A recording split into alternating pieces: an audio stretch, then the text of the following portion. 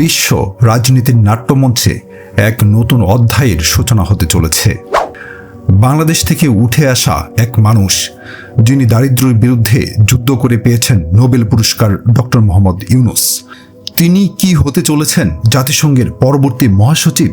সম্প্রতি ডক্টর কলিমুল্লাহর এক বক্তব্যে উঠে এসেছে বিস্ময়কর সম্ভাবনার কথা। আজকের ভিডিওতে জানব সেই বিশ্লেষণ, আন্তর্জাতিক খেলোয়াড়দের ভূমিকা এবং কেন এই মুহূর্তে বাংলাদেশের উপর নজর পুরো বিশ্বের। এটাই কি সেই পরিকল্পনা যেখানে মানবিক সহায়তার নামে স্থাপন করা হচ্ছে নতুন এক আন্তর্জাতিক করিডোর? ভিডিওটি শেষ পর্যন্ত দেখুন, কারণ এই ঘটনার প্রতিটি পরতে লুকিয়ে আছে কূটনৈতিক চমক, অজানা সত্য এবং ভবিষ্যতের শক্তির খেলা। সম্প্রতি ডক্টর কলিমুল্লাহ এক টকশোতে এমন কিছু বিস্ফোরক মন্তব্য করেছেন যা গোটা দক্ষিণ এশিয়ার রাজনীতি কাঁপিয়ে দিতে পারে। তিনি বলেন, জাতিসংঘের বর্তমান মহাসচিব আন্তোনিও গুতেরেস যেমন এক সময় পর্তুগালের প্রধানমন্ত্রী ছিলেন, তেমনি আমাদের মাননীয় প্রধান উপদেষ্টা, যিনি বর্তমানে প্রধানমন্ত্রী, সমমর্যাদায় কাজ করছেন। ভবিষ্যতে তিনিও জাতিসংঘের মহাসচিব হতে পারেন। এই বক্তব্যে স্পষ্ট ইঙ্গিত দেওয়া হয়েছে ডক্টর মোহাম্মদ ইউনূসের প্রতি, একজন নোবেল বিজয়ী, বৈশ্বিক সম্মাননায় ভূষিত এবং আন্তর্জাতিক মহলে যিনি ইতিমধ্যেই সুপরিচিত।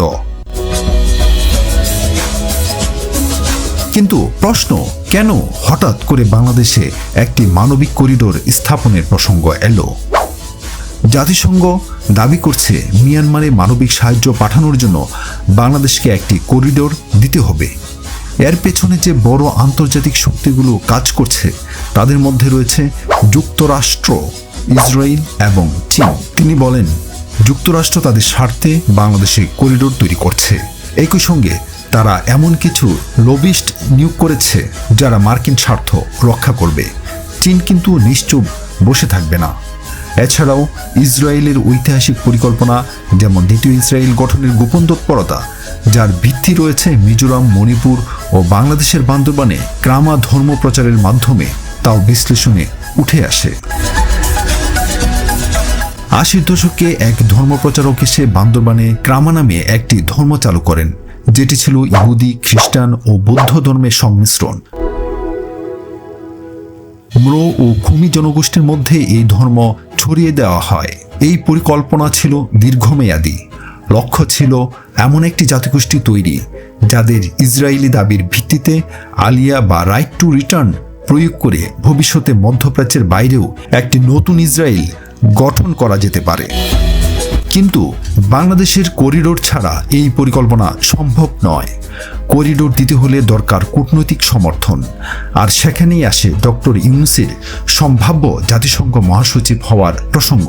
যদি তিনি জাতিসংঘের প্রধান হন, তাহলে এই ধরনের পদক্ষেপকে আন্তর্জাতিক স্বীকৃতি দিতেও সময় লাগবে না।